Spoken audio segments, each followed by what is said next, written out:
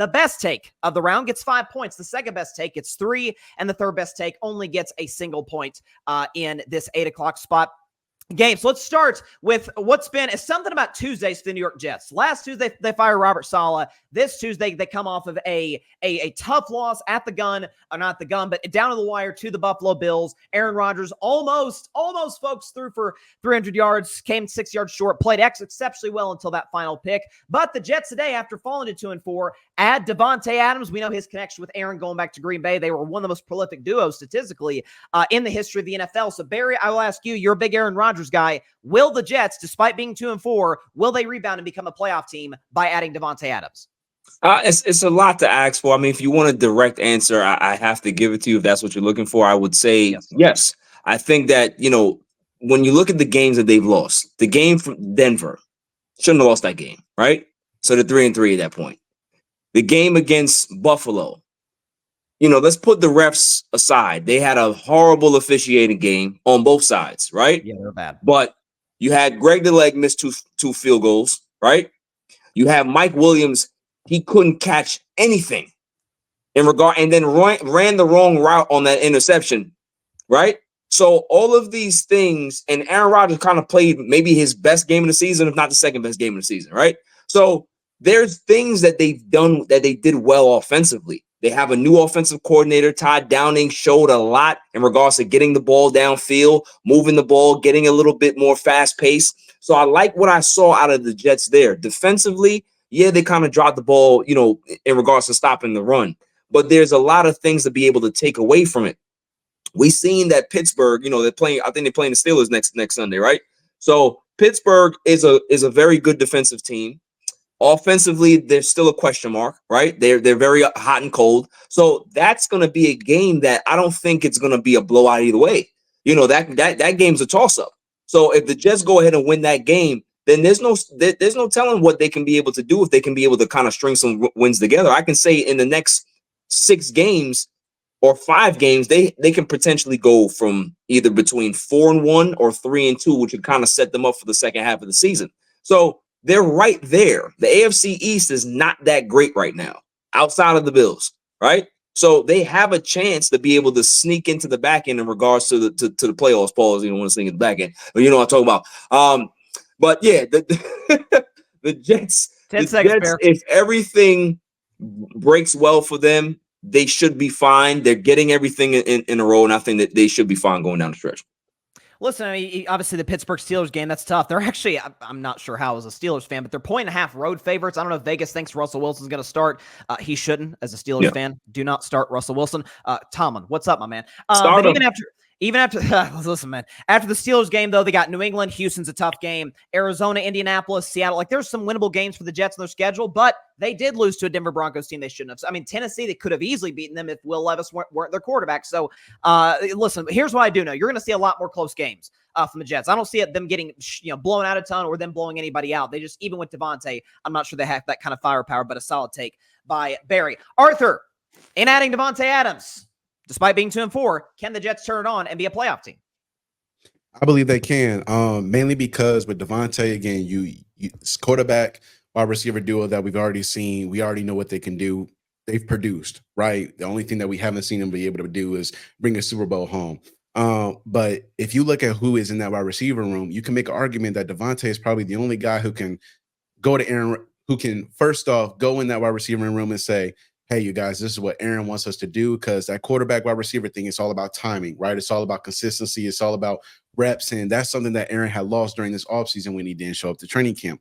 But he's also probably the only wide receiver that can go at Aaron, and when Aaron needs to be checked, he can get checked, right? And you can't really do that with Garrett Wilson, who's still trying to come into his own. Mike Williams, you're older. Everybody else is there. You don't really have that cliche, that cachet with him, right?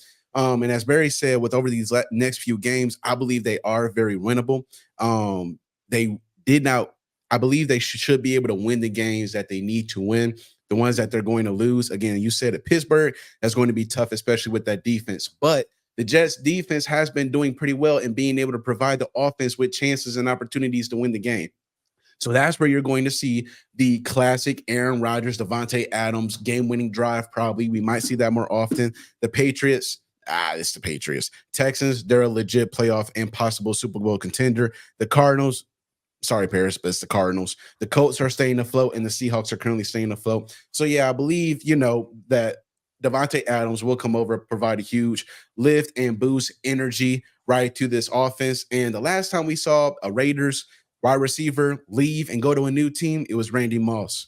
And you saw what happened with the New England Patriots and Randy Moss. Not saying that the New York Jets are New England, not saying Davante is Randy, but I am saying that, hey, the Raiders wide receiver leaves, goes to a new situation with a Hall of Fame quarterback, he produces very, very well. And so I believe that's what happened with the New York Jets.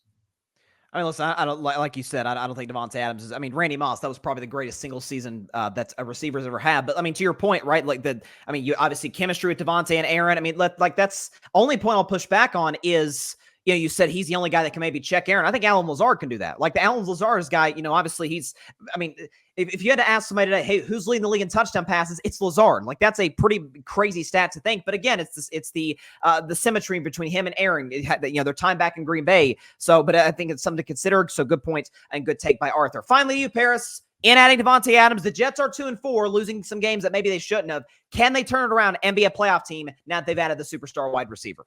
I definitely think they can. I mean, like Barry said, for one, the division's not very strong right now. You got the Patriots, who's completely rebuilding. You got the Miami, who has no team without Tua over there.